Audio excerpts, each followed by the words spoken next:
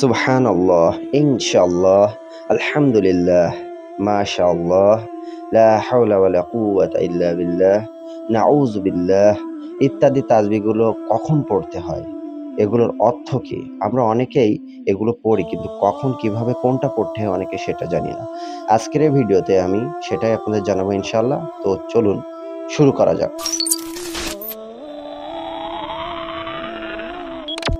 প্রথমে আছে বিসমিল্লাহ, এর অর্থ শুরু করছি আল্লাহর নামে, যিনি পরম করুণাময়, অতি দয়ালু। ব্যবহার: যে কোনো ভালো কাজ শুরু করার আগে বিসমিল্লাহ পাঠ করতে হয়।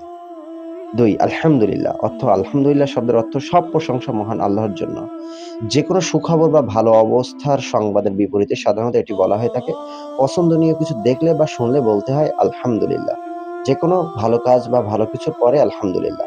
অপছন্দনীয় কিছু দেখলে বা শুনলে বলতে হয় আলহামদুলিল্লাহি আলা কুল্লি হাল, অর্থ যে কোনো অবস্থায় সমস্ত প্রশংসা আল্লাহর জন্য। অপছন্দনীয় কিছু দেখলে এটা পড়তে হয়।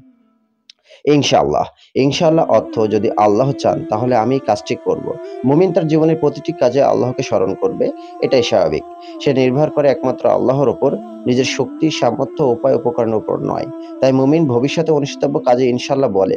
কেউ কেউ বলে থাকে ইনশাআল্লাহ ভালো আছে, এটি এই বাক্যের অশুদ্ধ ব্যবহার। কারণ ইনশাআল্লাহ বলতে হয় ভবিষ্যৎ হবে, ঘটবে বা করবে এমন বিষয়। কথা ও কাজে ইনশাআল্লাহ ব্যবহার ইসলাম ও মুসলমানদের সংস্কৃতি, যা আল্লাহ কোরআনে শিখিয়েছেন। অর্থাৎ ভবিষ্যতে কোনো কাজ করব বা হবে এমন কিছু বলতে গেলে ইনশাআল্লাহ ব্যবহার করতে হবে। 3 নাম্বার, মাশাআল্লাহ। মাশাআল্লাহর আক্ষরিক অর্থ হলো আল্লাহ যা ইচ্ছা করছেন। আল্লাহ যা ইচ্ছা করছেন তা ঘটছে, অর্থে এটি অতীতকাল ব্যবহার করে। কিছু ভালো হয়েছে বলার জন্য ব্যবহৃত হয়। অর্থাৎ অতীতে কোনো কিছু ভালো হয়েছে এমনটা শোনার পরপরই বলতে হয় মাশাআল্লাহ, জিনিসটা খুবই ভালো হয়েছে। সুবহানাল্লাহ, সুবহানাল্লাহ শব্দের অর্থ আল্লাহ পবিত্র ও সুমহান, আশ্চর্যজনক ভালো যে কোনো কাজ হতে দেখলে সাধারণত এটি বলা হয়ে থাকে। যেমন সুবহানাল্লাহ, আগুনে পুরো ঘর পুড়ে গেলেও পবিত্র কোরআন অক্ষত আছে। আশ্চর্যজনক কিছু দেখলেই আমরা এটি পড়ব ইনশাআল্লাহ। নাউজুবিল্লাহ, নাউজুবিল্লাহ একটি আরবি শব্দ।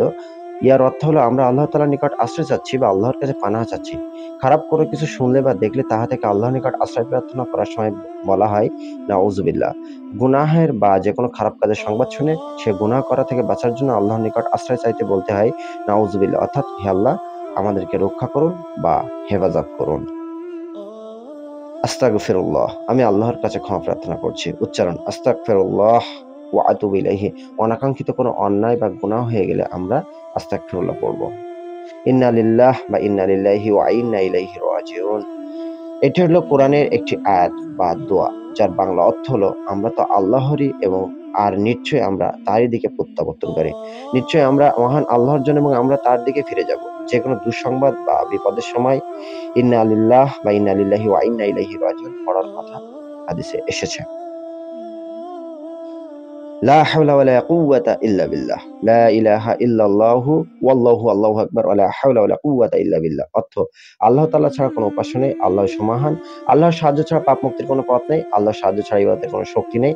হযরত আব্দুল্লাহ ইবনে আমর রাদিয়াল্লাহু তাআলা আনহু থেকে বর্ণিত, তিনি বলেন রাসূলুল্লাহ সাল্লাল্লাহু আলাইহি সাল্লাম বলেছেন, পৃথিবীর বুকে যে ব্যক্তি লা ইলাহা ইল্লাল্লাহু আল্লাহু আল্লাহু আকবার ওয়া লা হাওলা ওয়ালা কুওয়াতা ইল্লা বিল্লাহ, তার অপরাধগুলো ক্ষমা করে দেওয়া হয়, যদিও তা সাগরের ফেনা রাশির মতো হয়। এটি পড়লে এই নেকি আমরা পাবো ইনশাআল্লাহ। সালাম, সালাম আরবি শব্দ। এর অর্থ হচ্ছে শান্তি, প্রশান্তি, কল্যাণ, দোয়া, শুভকামনা। সালাম আল্লাহর সুন্দর নামসমূহের মধ্যে অন্যতম। কারো সঙ্গে দেখা হলে হাই হ্যালো না বলে আমরা বলবো আসসালামু আলাইকুম ওয়া রাহমাতুল্লাহ। জাযাকাল্লাহ, জাযাকাল্লাহ অর্থ আল্লাহ আপনাকে উত্তম পুরস্কার প্রতিদান দিন। কাউকে ধন্যবাদ জানাতে থ্যাংক ইউ নয়, জাযাকাল্লাহ বলুন, অথবা আরো বৃদ্ধি করুন জাযাকাল্লাহু খায়রান, মহান আল্লাহ আপনাকে সর্বোত্তম প্রতিদান দান করুন।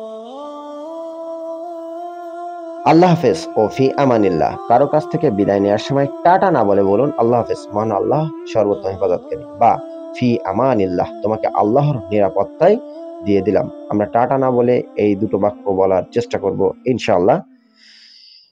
কোন বাক্য কোথায় বলতে হবে আমরা এটা শুনলাম এবং আমরা সেই অনুযায়ী আমল করার চেষ্টা করবো ইনশাআল্লাহ। চ্যানেলটি সাবস্ক্রাইব করে সাথে থাকবেন। আসসালামু আলাইকুম ওয়া রাহমাতুল্লাহ।